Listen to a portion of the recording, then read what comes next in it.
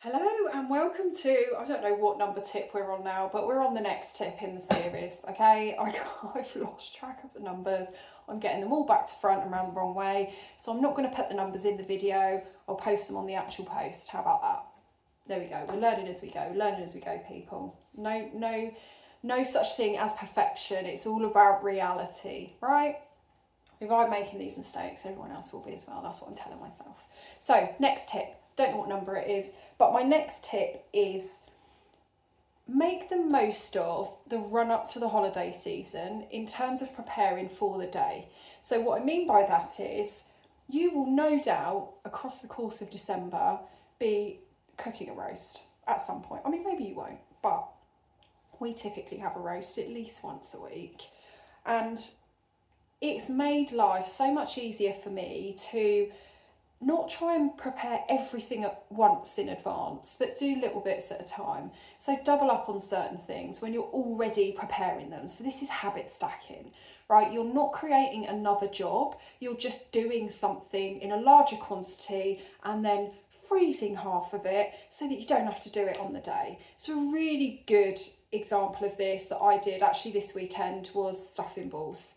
So I was already making stuffing for our weekend roast dinner. I just made double the amount. I left the second half to cool after we'd had our dinner.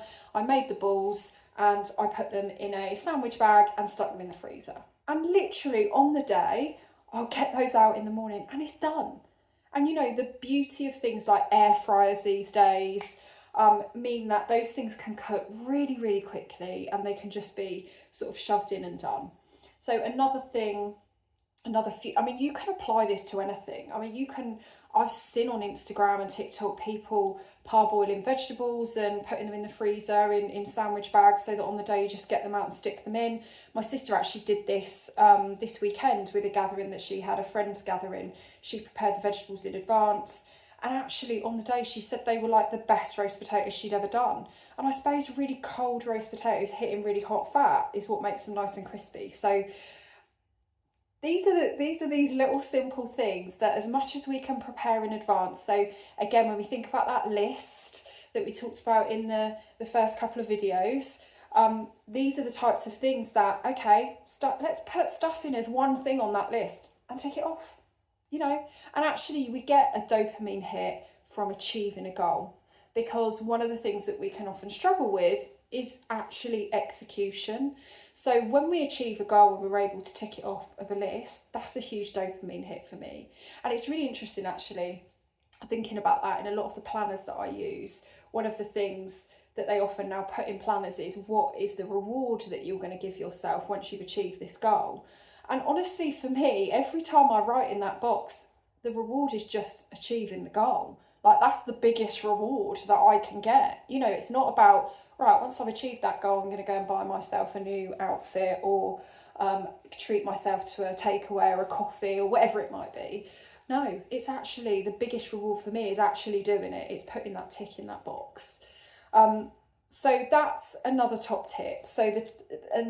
That top tip can apply to many different things, but it's about optimizing the time that you're already spending doing food prep. So this can be for anything as well. This can apply to lots of different things, but specifically for food prep on the day. I think, you know, just taking time to think that through and consider it. Another parcel coming through the door is well worth it. And before you know it, all of those little bits and pieces of time that on the day can become overwhelming are just, they're done. Those things are done. And it's just a case of sticking things in the oven, in your disposable containers. And it just is so surprising how much these little bits of time that you save and preparation that you make it has such a huge impact on the day. So that's my next top tip, is optimize when you're making stuff in the run up to Christmas. And if it's something that you're going to use over Christmas, double up on it.